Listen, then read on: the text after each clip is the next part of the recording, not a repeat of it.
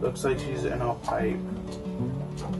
So I'm going to tilt the pipe and hopefully she'll slide right out and not even realize that I mean nothing to all. So there she is. She is a Calico Eastern black rat snake. You can probably see one of them after I posted that video. You can see them across the room. She I don't think she's getting any of our calico speckling in yet, but she will be soon, hopefully. She is some of the spots along the saddles are getting darker, so that's exciting. Beautiful snake. So these are actually these are more just a black rat snake that you typically find in North America, in Central and Eastern North America, Central United States and Eastern United States. The reason I can't say Eastern 100% sure is because the calico was found in the Western black rat snakes, and the breeders, a lot of breeders like to agree that the Western and Eastern black rat snakes are the same species, but even after doing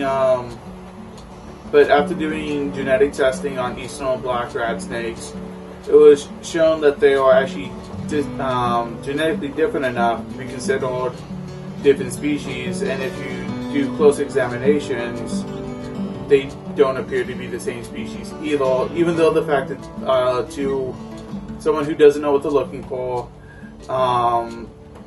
even people who see these snakes all the time would not realize that they are different species. So it's just one of those things you really can't take for granted and whatnot. I mean, that you can't just overlook. So they are different species, and than each other. So I guess this would be considered a hybrid, because it has been bred to the Eastern black rat snakes. The breeder who had this line originally bred it immediately to Eastern black rat snakes. So it's definitely a hybrid, probably about maybe 25 to 33% of it is Western black rat snakes, which is a significant portion on a hybrid. Definitely not something to shy away from.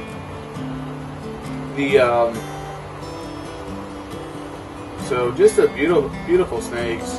You can actually see some really distinct patterns in obsidian right here, along right there, and you kind of have the reverse of that little pattern right there. Really beautiful. I definitely like this. Definitely love her pattern and whatnot. So yeah, I just want to talk about about these two new sticks I got. This is the female, and I got a male. I'm not planning to breed them together immediately. My first plan is to outbreed them, so I can strengthen the genetics a bit more, and then I can breed those babies back to each other. And every other generation, I'll be adding a new Eastern black rat snake to the gene pool to get stronger and stronger, and more of a Eastern black rat snake versus just generic, and further away from the Western black rat snake.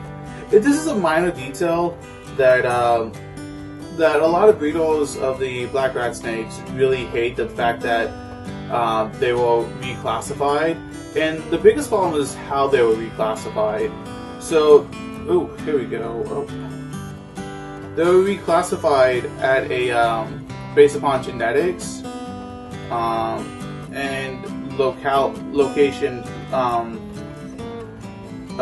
barriers. So, like the Mississippi River is considered to be the geographical barrier that splits the species from the eastern and western rat snakes, and that wouldn't be too big of a problem. But they also took the Texas rat snake, which is which appears very different from the black rat snakes.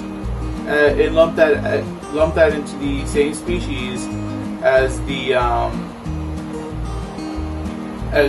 western black rat snake.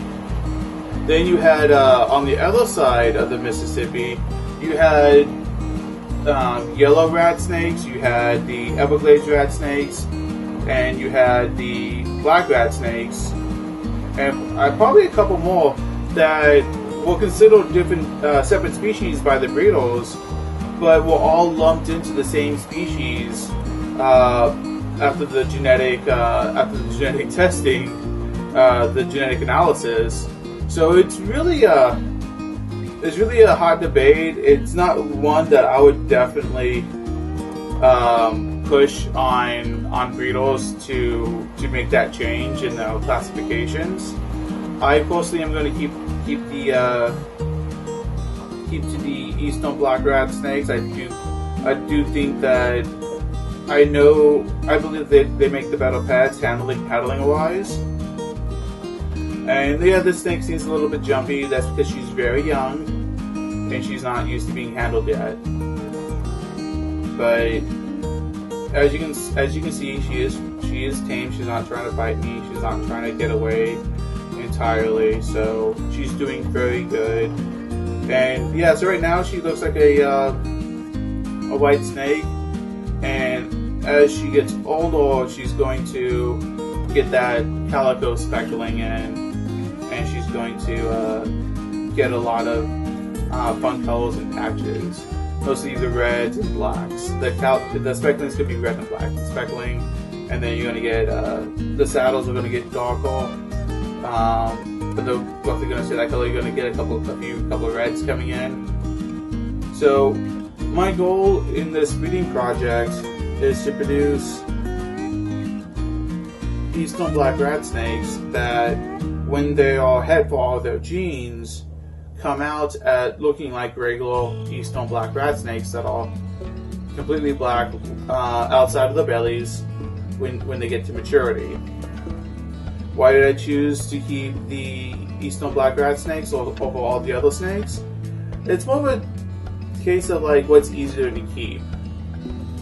King snakes are really cool, and those king snakes that come in, those black king snakes and those pythons that could have potentially kept, and those king snakes that get particularly large. But the eastern black rat snake gets larger than the other North American king snakes,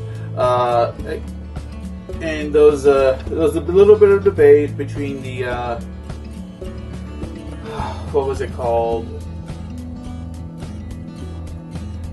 The black rat snake and the indigo snake, as which one gets bigger. Roughly on the maximum size, they can get the same size of maximum, but the indigo snake has a little bit better reputation for getting bigger. Even though, I mean, when you talk about a couple of inch difference, it's not much of a difference. Like, the eastern black rat snake has the official record, but people consider the indigo snake to, on average, get bigger. So, you know, what does it really matter when you're talking about a snake that can get to 8 feet in captivity with good care and good genetics? So definitely not going to be a small snake. I chose the eastern black rat snakes for their size, and they're similar care to corn snakes. And as you know, I keep corn snakes. I'm keeping a lot of different types of corn snakes. So having a snake that is similar care to corn snakes is the most important thing for me. And as you can see, I'm calling it a black rat snake, but this is a different color. So they come at those probably about 5 more if I know about those actual amylinistics. There's hypos, at least 2 different types of hypos. There's a European hypo that mutated in Europe, and then there's a regular American hypo, which mutated in America, and those different genes. Then you have you have Calico. You have a leucistic rust gene, which which makes the snake rusty brown when it's heterozygous. But when it's homozygous, it makes the snake leucistic. There's also another leucistic gene that a different type of leucistic gene that when the gene is heterozygous, it just looks like a normal eastern black rat snake. And I'm in the process of getting one of these snakes, waiting for the breeder to produce it. And I'm really excited to get one. I'm hoping to get a male, and we'll be able to breed that into my collection to have 2 genetics available. I'm not really interested in the hypos or the albino eastern black rat snakes because you can get the same appearance out of corn snakes. So I want to go ahead and do something that is actually going to be something that you can't get in a corn snake. You can't get a calico gene in the corn snakes. Though you do have the palmetto, which is a beautiful morph, but I think the calico is equally beautiful and is available in a unique looking snake.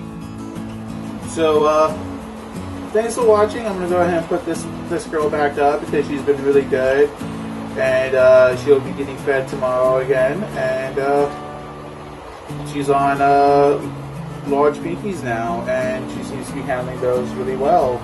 She will soon be getting a full enclosure cleaning. I haven't even done that yet. I've only had her for like a month. Feels like a month now, but I don't even think it's been a month. So I'm gonna go ahead and put it back in. Thanks for watching. Definitely like and subscribe if you want to see more on the development of these beautiful snakes. All right.